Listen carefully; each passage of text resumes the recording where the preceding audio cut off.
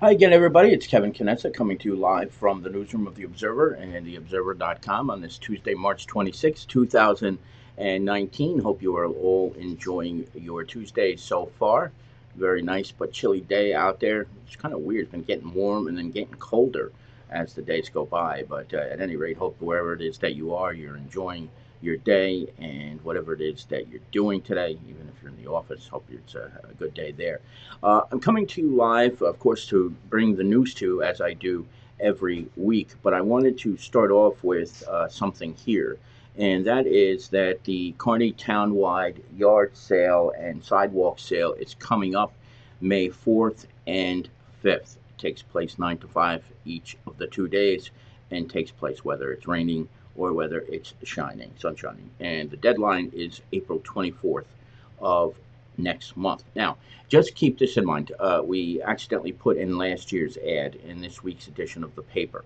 You can still fill out the forms, but the deadline says April 20th. It's actually April 24th, and the 2 days for the sale are May 4 and May 5th of this year. So this is what the correct registration form looks like, and you can find it on our website at www.theobserver.com if you want to get the updated copy of that. But I just wanted to bring this to your attention before I brought the rest of the news to you today. Again, it's May 4th and 5th, and the deadline for the registration, as you can see here on the screen, is April the 24th and not April the 20th. So I wanted to make sure you knew that and that was known right away.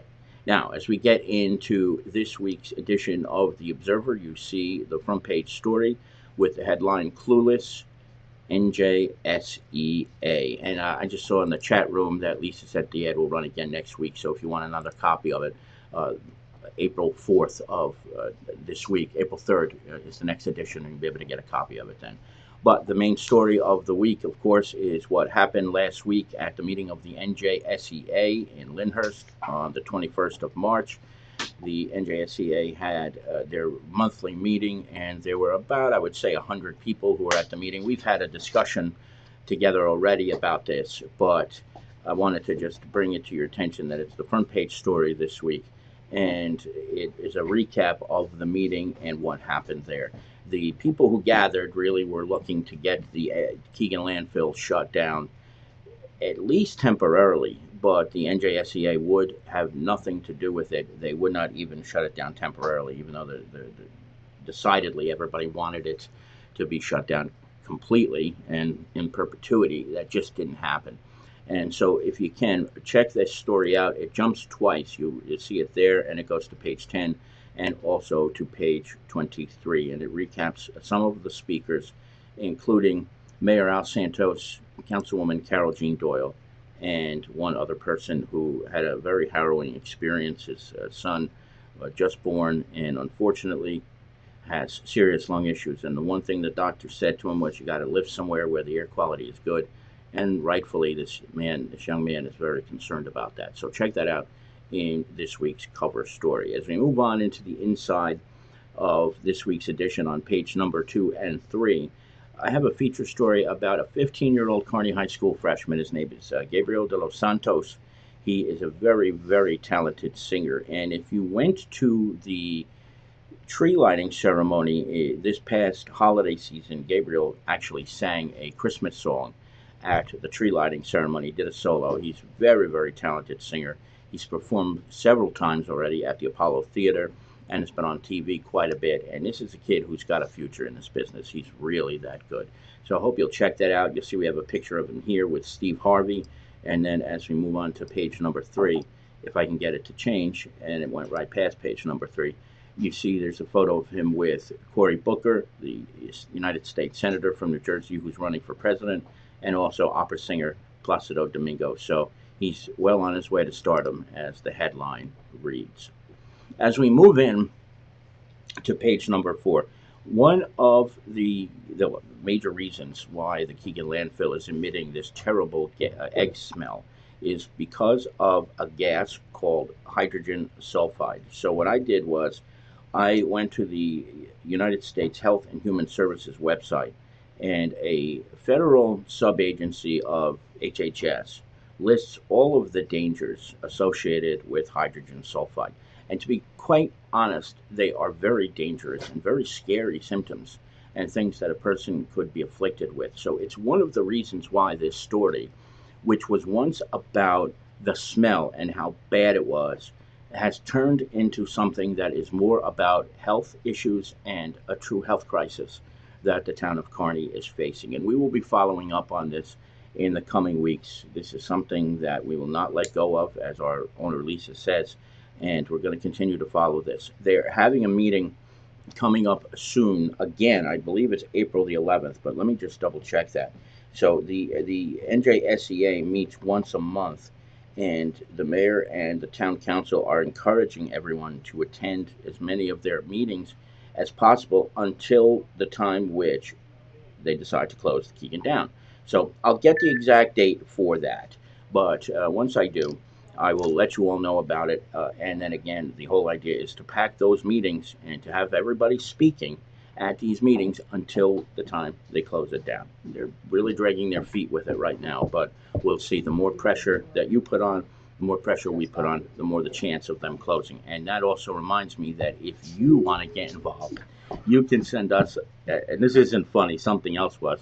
Uh, you can always send us letters to editorial@theobserver.com, and we will publish them in relation to what's going on at the Keegan landfill, especially if you have any health ailments.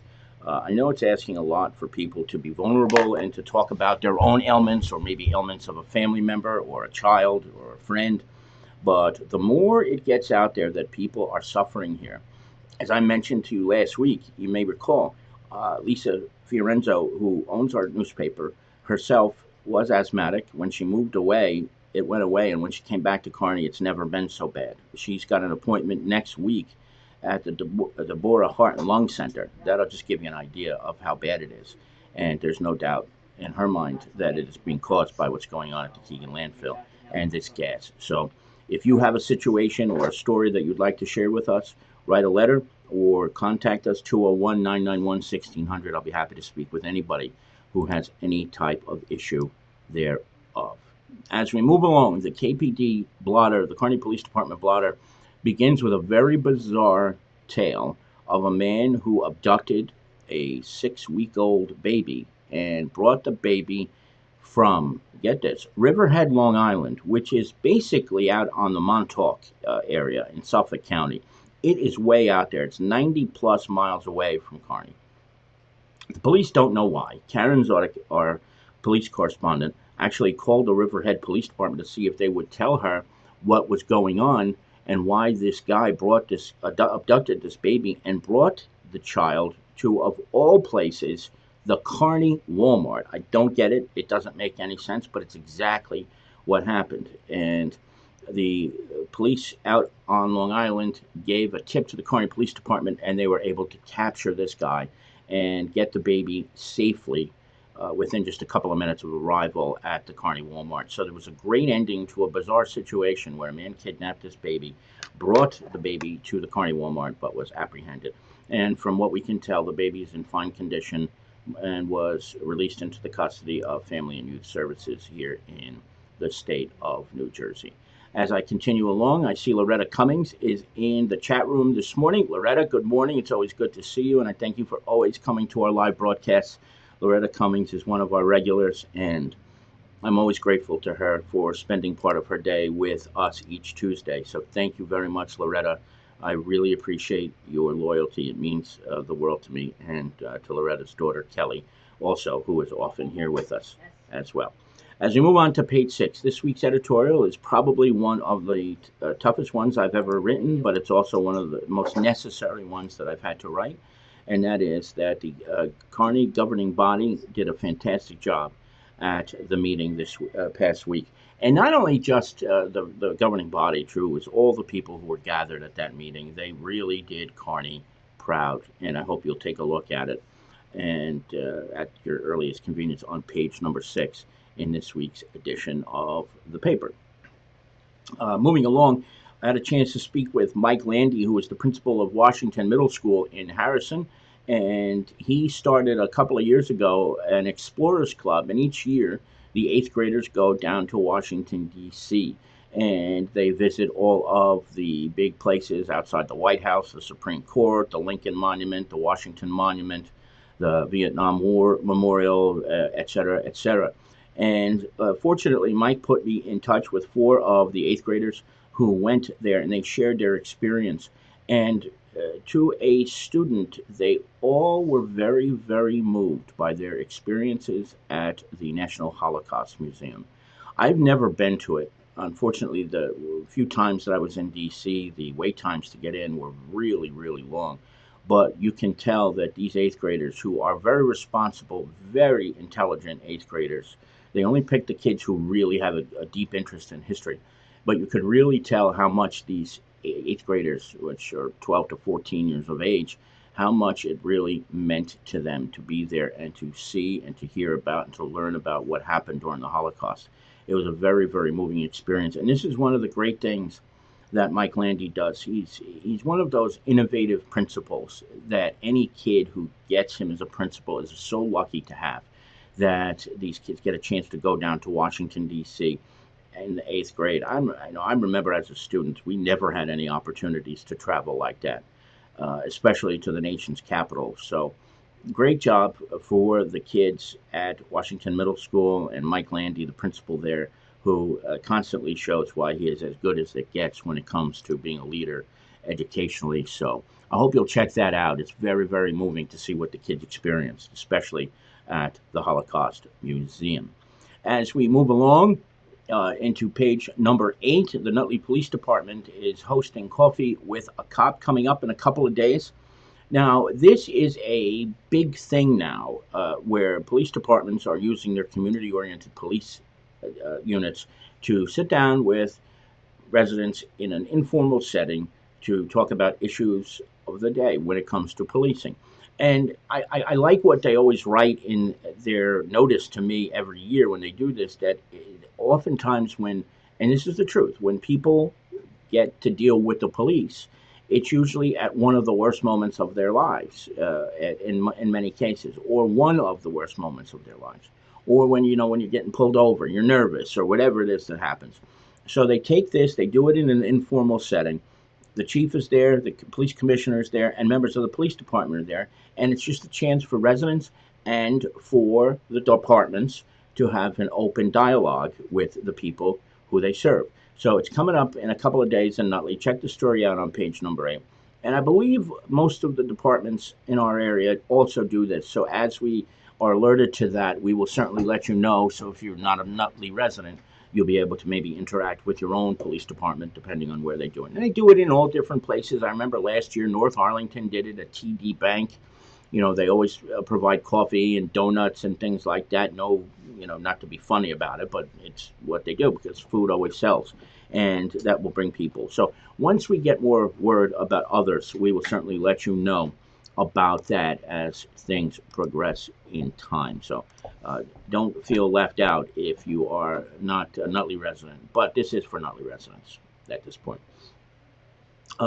West Hudson Arts and Theater Company has an audition upcoming for Mamma Mia, so there are a whole bunch of roles and things that they're looking for. You can check that out.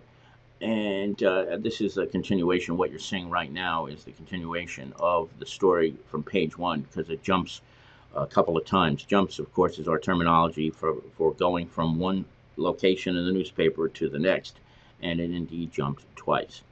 Jim Haig, our illustrious sports reporter who has been with the Observer for coming up on 20 years already, almost, if you can imagine that. It's just remarkable. Has a couple of sports stories this week, as he often does.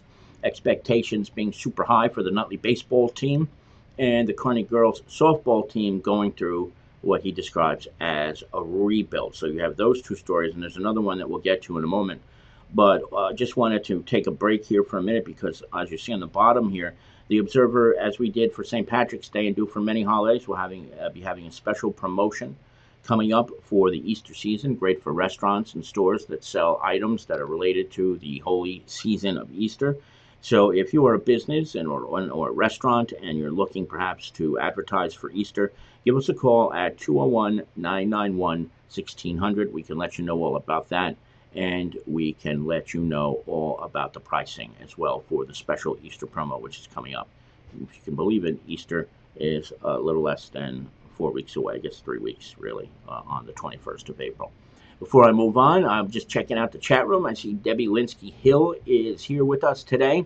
She says she loves the newspaper. She's watching from Oakland and grew up in Kearney. Debbie, thank you so much for coming by today and for spending part of your day here with us. It's really nice to have you back with your hometown.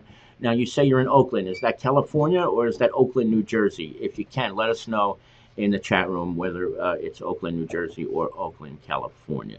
So that's it again about the Easter situation. Lisa has a reminder for me here. To please discuss in regards about the breaking news about the story. We've had a couple of calls this morning. We did hit on the Okay, right. very important. Okay, gotcha. As we move along here, we'll finish up here with the sports section, and we come up to here. Lyndhurst looks to be improved thanks to strong pitching staff. That is the Lyndhurst baseball team. You can certainly see that as well. There are the obituaries that we run every week. There were just a couple this week, and it's always sad to see those indeed. As we move along, this is part of our real estate section, Century 21, Arlington Real Estate, and then also Gerard Coppola, who is also a realtor at Century 21. And this is it here. This is the jump I had mentioned. This from the health alert from earlier before. And this is our second part in special section, Inspiring Women in Business. The two people, well, there were three people who were featured this time. We had 12 in the first section, and in this section, Debbie Bjorkner is the owner of Auto Detailing Center in Kearney, a business that she's been running since 1987. And she is a fantastic business person who always likes to put her customers first. And you can check out her story of the business that she started behind the old Egan's restaurant, if you can imagine that.